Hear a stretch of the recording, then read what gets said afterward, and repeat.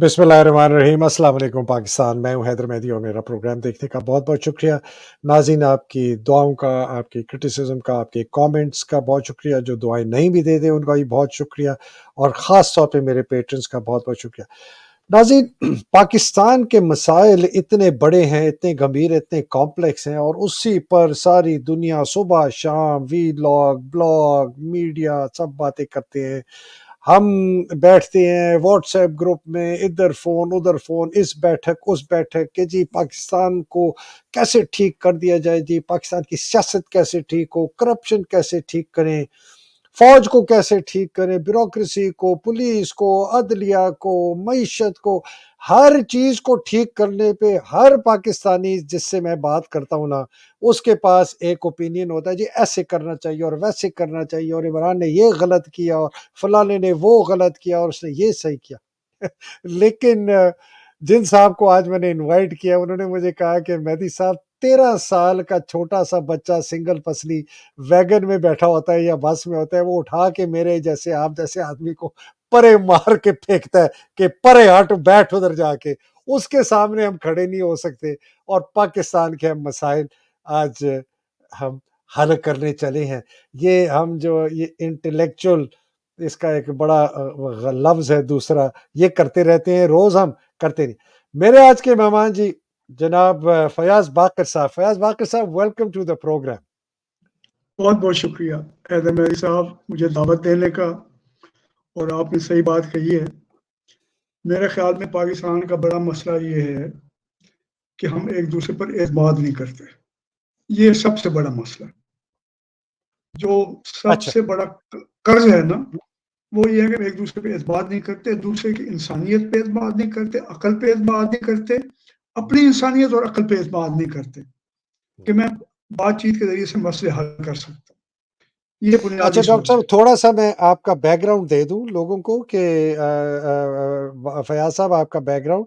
फयाज़ साहब इस वक़्त यूनिवर्सिटी ऑफ ऑटावा में एक विज़िटिंग प्रोफ़ेसर हैं, 2018 से हैं। ये डेवलपमेंट प्रैक्टिशनर हैं, जिन्होंने ऑन ग्राउंड बहुत बेतहाशा पिछले 30 साल पाकिस्तान में काम किया, जिसको ह्यूमन एंड सोशल डेवलपमेंट का काम कहते हैं।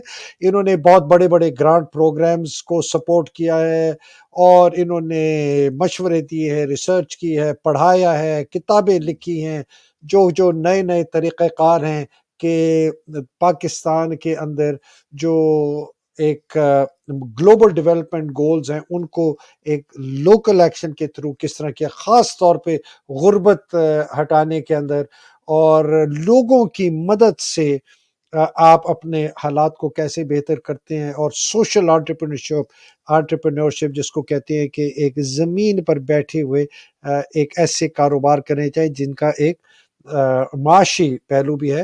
आगा खान रूरल सपोर्ट प्रोग्राम के साथ बहुत अरसा इन्होंने काम किया, नेशनल कोऑर्डिनेटर थे यूनाइटेड नेशन डेवलपमेंट प्रोग्राम के। ये टीवीओ जो ट्रस्ट फॉर वॉलंटरी ऑर्गेनाइजेशन है, बहुत बड़ी ऑर्गेनाइजेशन है जिसने बहुत काम किया है पाकिस्तान में गुर्बत में और कम्युनिटी डेवलपमेंट और पार्टिसिपेशन में। उसके ये सीईओ रहे हैं, ये यूएन सिस्टम के अंदर एडवाइज़र रहे हैं। माशाल्लाह बहुत इनका बहुत ही ऑन ग्राउंड काम रहा है। इन्होंने बड़े-बड़े जो बुर्ज हैं पाकिस्तान में कम्युनिटी डेवलपमेंट के, डॉक्टर अख्तर हमीद खान, राजा शोएब सुल्तान साहब, इन लोगों के साथ काम किया है और बहुत और यूनिवर्सिटीज़ में George town, Harvard, McGill, गॉथनबर्ग, Tilburg, वेल्लेस्ली college, Pacific university, Idaho, Punjab, NDU में, फातिमा जिन्ना पाकिस्तान में। मतलब मैं ये आपको इसलिए बता रहा हूँ कि इनकी बात में प्रैक्टिकल वज़न है, ये ज़बानी कलामी नहीं है। इन्होंने पाकिस्तान में अपने हाथ से ज़ोरे बाजू से पाकिस्तान के अंदर पानी का, डेवलपमेंट की और बहुत इस किस्म की अ, काम किए। तो डॉक्टर साहब, ये बताना बहुत ज़रूरी था बिकॉज़ हम चाहते हैं कि आपको हम एक प्रोग्राम नहीं, हम आपको काफ़ी रेगुलरली लाएँ कि आप हमें बताएँ कि प्रैक्टिकली पाकिस्तान के अंदर एक आम आदमी मेरे जैसा, आप जैसा और पाकिस्तान में जो रहने वाला है, चाहे वो लोअर क्लास से, मिडिल क्लास से, हायर इनकम ब्रैकेट में है, वो प्रैक्टिकली क्या कर सकते हैं कि पाकिस्तान के हालात तब्दील हों। वो फ़ौज की तब्दीली तो हम किसी और पर छोड़ दें। तो बाकर साहब, بیک ٹو یو. بہت بہت شکریہ، بہت بہت شکریہ. میرا خیال ہے کہ سب سے بنیادی بات ہے کہ ہم دوسروں پہ اعتماد کریں، چاہے ہم انہیں اپنے دوستوں میں سمجھتے ہیں، چاہے اپنے مخالفوں میں سمجھتے ہیں، یا اختلاف کرنے والوں میں سمجھتے ہیں. یہ سب سے اہم بات ہے. میرے استاد اختر حمید خان کہا کرتے تھے کہ سماجی کام میں مونچھیں نیچی رکھنی پڑتی ہے. پاکستان میں جو بدقسمتی ہے، جو حکمران طبقے ہیں، چاہے جنرل ہیں، بیوروکریٹ ہیں، سیاستدان ہیں، کاروباری حضرات ہیں، انہیں یہ نہیں پتا کہ ان کی قوت کتنی محدود ہے، اور عوام کو یہ نہیں پتا کہ ان کے اندر کتنی چھپی ہوئی قوت ہے جس کے بغیر کچھ نہیں ہو سکتا. واہ. اس وجہ سے مل کے کام نہیں ہوتا. پاکستان میں جو فلاحی ریاست کا کام ہے وہ پاکستان کے عوام کر رہے ہیں اپنی جیب سے پیسے دے کے، اور بہت بڑے پیمانے پہ، جس کا اعلان نہیں ہوتا میڈیا، سوشل میڈیا پہ نہیں آتا. تو یہ تو میں عمومی بات کرنا چاہتا تھا. میں چھوٹی سی مثال دوں گا. ہمارے ملک میں جب میں نے ایک دو دوستوں کو بتایا کہ میں حیدر مہدی کے پروگرام پہ بولنے جا رہا ہوں، تو ان کا تم نے پاکستان واپس نہیں جانا؟ میں نے کہا بالکل جاؤں گا، الحمدللہ میرا ملک ہے میرا ملک ہے، وہاں کی فوج ہماری فوج ہے، وہاں کے سیاستدان ہمارے سیاستدان ہیں، ہم ان سے بات چیت کر کے مسئلہ نمٹا سکتے ہیں. آپ کے جو حقیر پر تقصیر 19 سال کی عمر کا تھا، پہلی دفعہ مجھے اسمبلی ملٹری کورٹ میں بلایا گیا، 38 سال کا تھا دوبارہ بلایا گیا. لیکن میں سمجھتا ہوں میرے بہت قریبی دوستوں میں بریگیڈیئر بھی ہیں، میجر جنرلز بھی ہیں، جنرل سے بھی میرا اٹھنا بیٹھنا رہا ہے. تو یہ بات نہیں ہے، سب سے بات ہو سکتی ہے.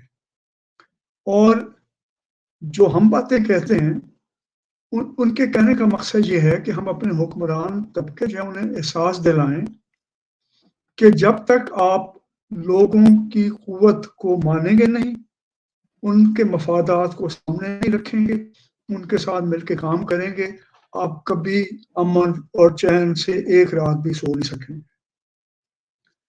اب مجھے دوسری طرف سے شروع کرنا چاہیے. لوگ کہتے ہیں کہ جی سب کچھ فوج کے ہاتھ میں، ہم کیا کر سکتے ہیں؟ میں صرف ایک سوال پوچھتا ہوں. 1958 سے لے کے اب تک جتنی حکومتیں آئی ہیں، تقریباً آدھا وقت مسلح افواج براہ راست حکومت میں رہی ہیں، باقی آدھے سے زیادہ وقت پردے کے پیچھے سے رہی ہیں. لیکن پاکستان کی جو کہتے ہیں ٹیکس کی شرح قومی آمدنی کے مقابلے میں، جسے ٹیکس ٹو جی ڈی پی ریشو کہتے ہیں، وہ کوئی 9-10 نہیں بڑھی. کوئی فوجی حکومت نہیں کروا سکی، کوئی سول حکومت نہیں کروا سکی. کون سی طاقت ہے ان کے پاس؟ کیونکہ کم از کم 20% چاہیے ٹیکس ٹو جی ڈی پی ریشو.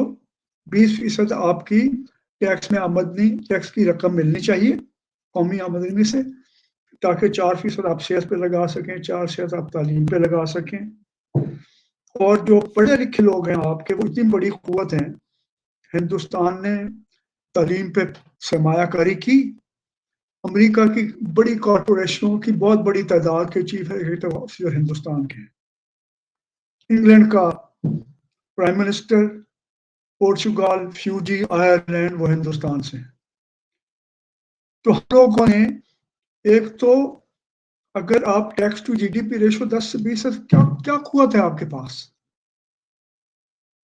ٹھیک ہے، صرف وہ جو ہے ترانوں کی دھنیں بنانے سے تو آپ کی قوت نہیں آ سکتی، یا دھنوں پہ بینڈ چلانے سے.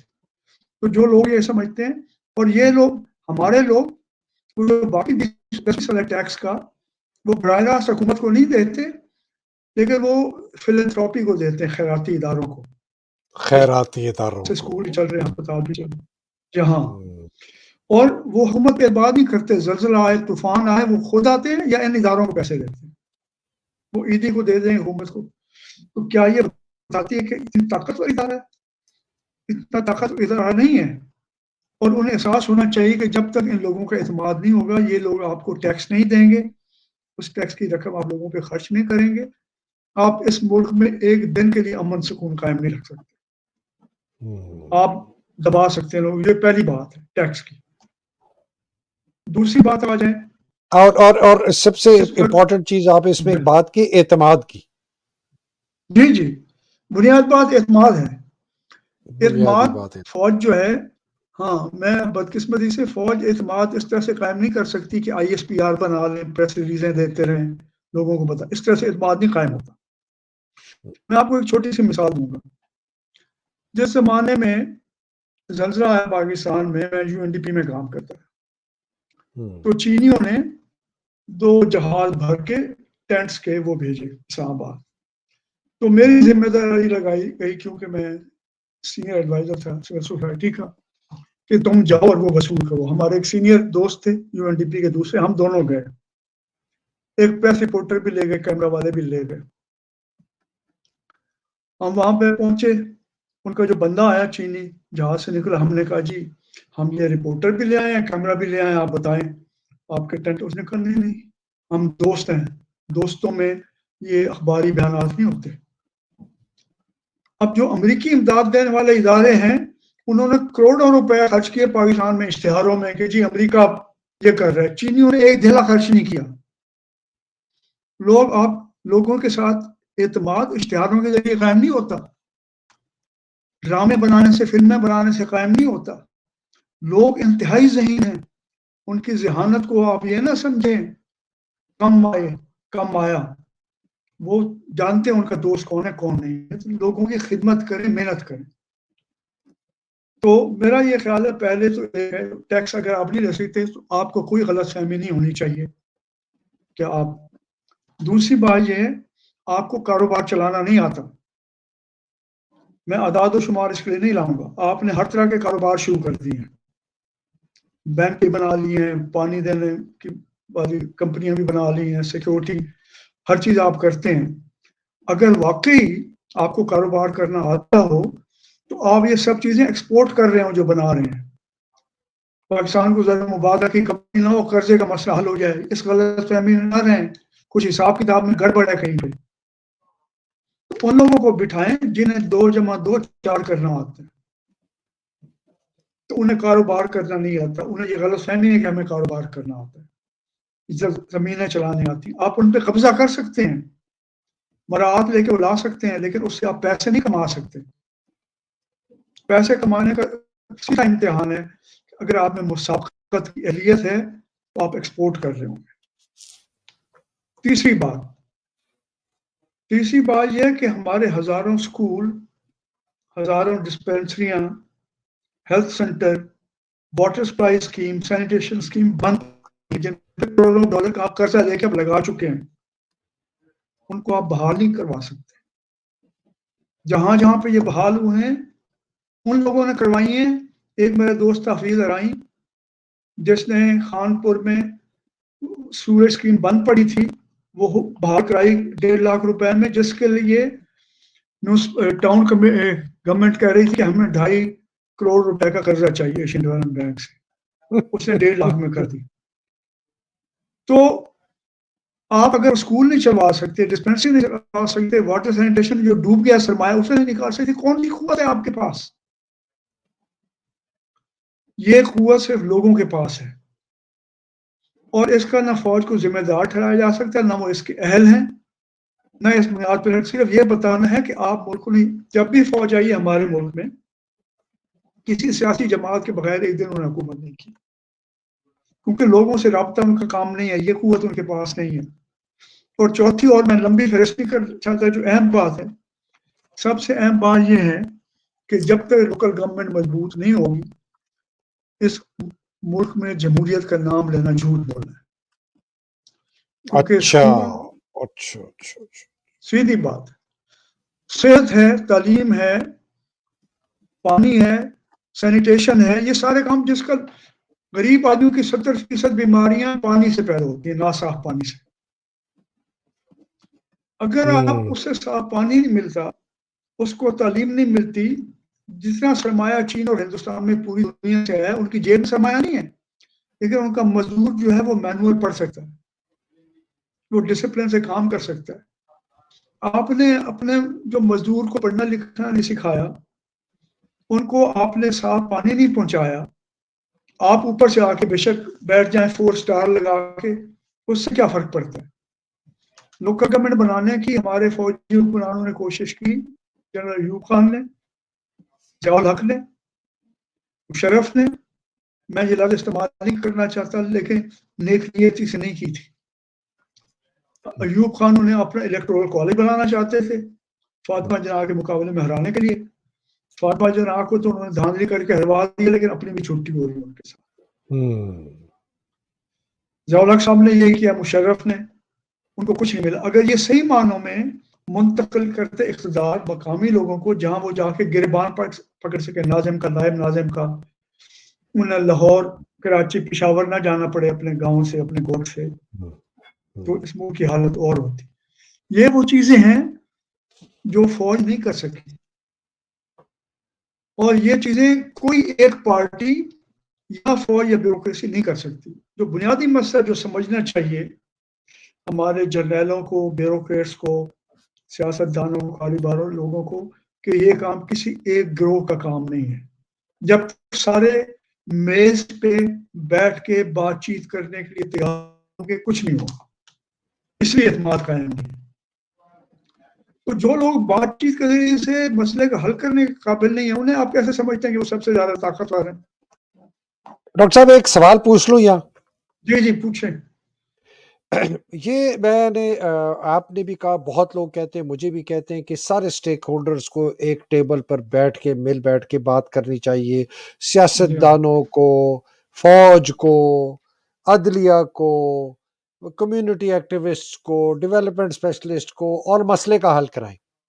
میں ایک کاؤنٹر کوشچن پوچھتا ہوں اس سے، اور وہ آپ سے بھی پوچھنا چاہتا ہوں جی کہ جی جب جو سب سے بڑے طاقتور گروہ ہیں، اگر ان کی نیت ہی خراب ہے، فوج کی نیت ہی خراب ہے کہ اس نے طاقت نہیں چھوڑنی اور اپنا جو اس کا پریزرو کرنا ہے سٹیٹس کو، اگر سیاست دان جو کہ شروع سے بدنیت ہے، لٹیرا ہے، ڈاکو ہے، اس کی نیت ہی خراب ہے کہ میں نے مسئلے کا حل نہیں کرنا، کسی حد میں کسی بھی طریقے سے اقتدار میں قبضہ رکھوں کہ میں یہ نچوڑ کے پیسہ نکال کے لے جاؤں.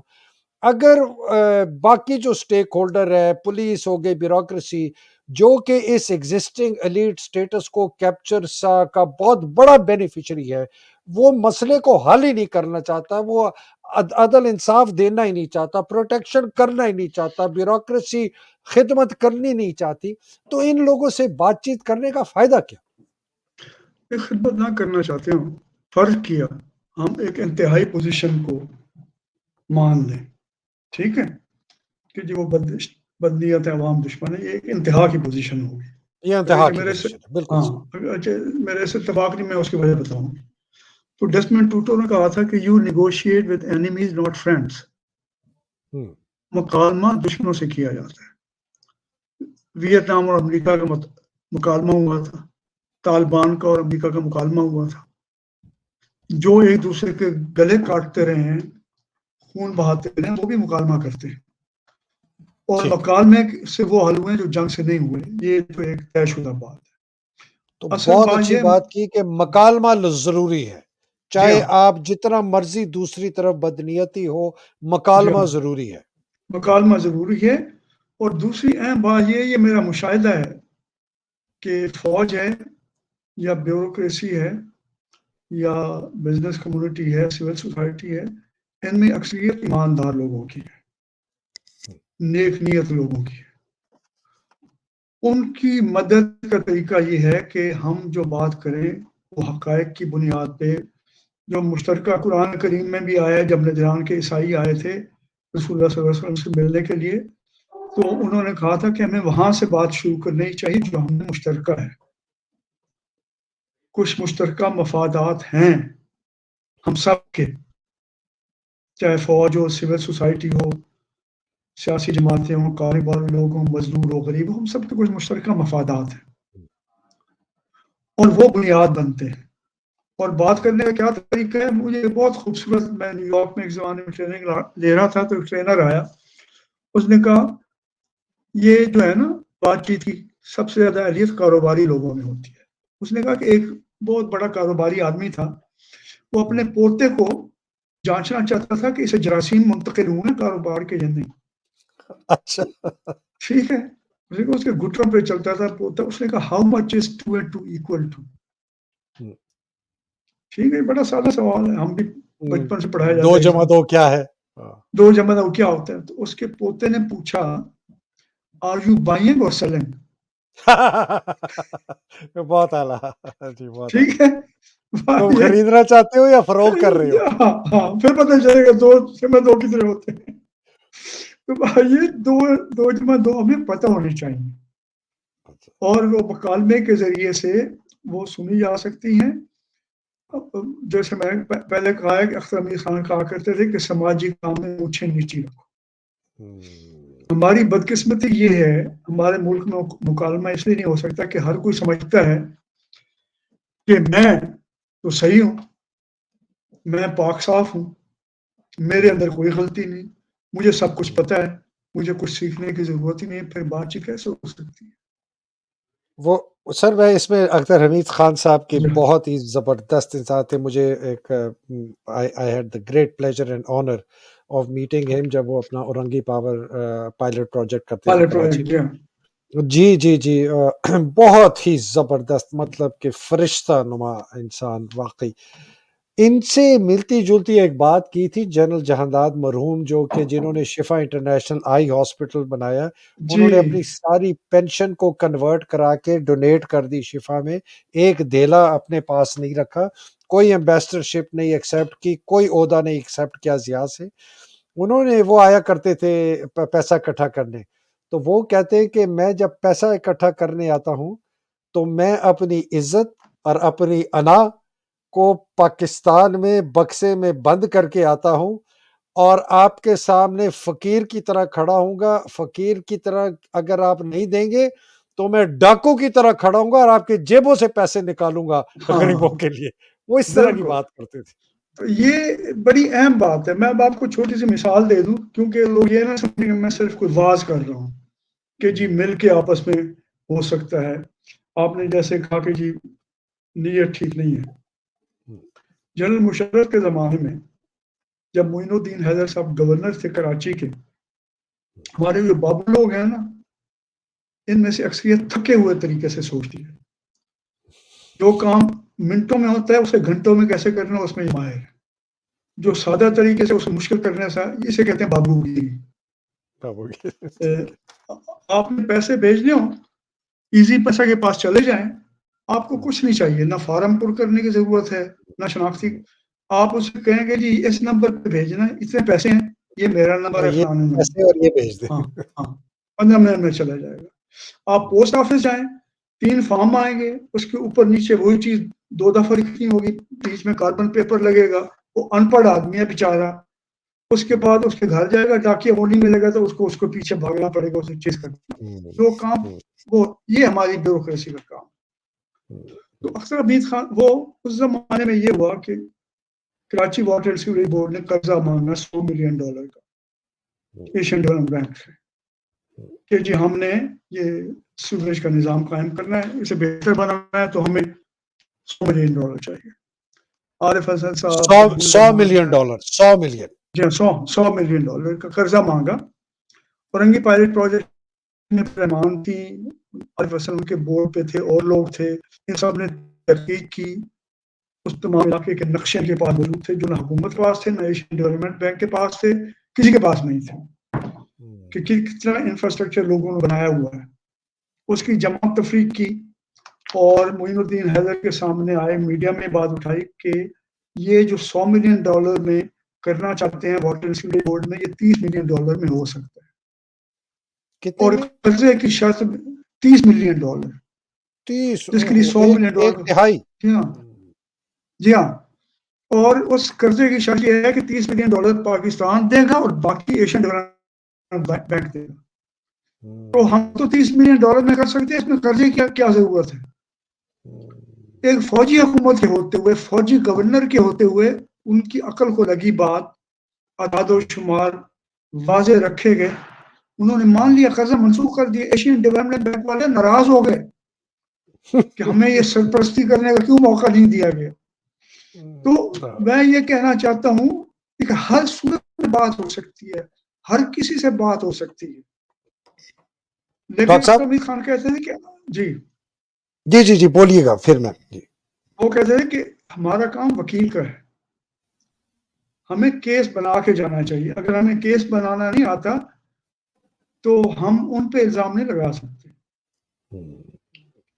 जिनके अच्छा पास आप दाद है। डॉक्टर साहब मैं ना आज की हुँ, नशिस्त यहाँ ख़त्म करूँगा बिकॉज़ ठीक इतना है। कुछ है आपने कॉन्टेक्स्ट सेट कर दिया। आपने कहा कि मुकालमा ज़रूरी है, बदनीयती जितनी मर्ज़ी हो ज़रूरी है।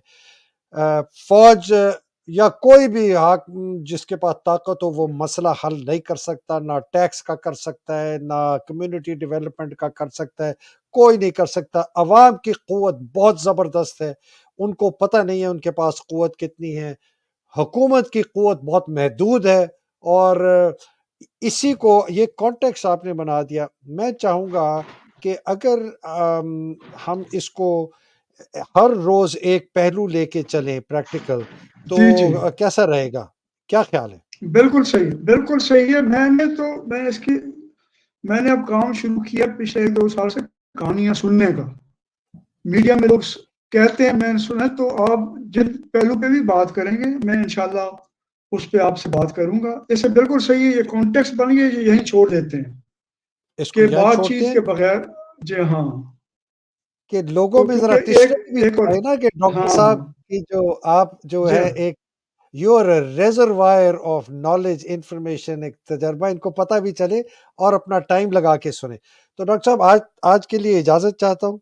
अल्लाह बहुत सुब्हान तआला शुक्रिया। आपको अपने हिफ्ज़-ओ-अमान में रखे, आपके ख़ानदान वालों को हिफ्ज़-ओ-अमान में रखे। पाकिस्तान में जो हकीकी आज़ादी की जंग लड़ने वाले हैं उनको हिफ्ज़-ओ-अमान में रखे। पाकिस्तान में जो कम्युनिटी आमीन। डेवलपमेंट और गरीबों के लिए काम कर रहा है अल्लाह सुब्हान तआला उनको अपने हिफ्ज़-ओ-अमान में रखे।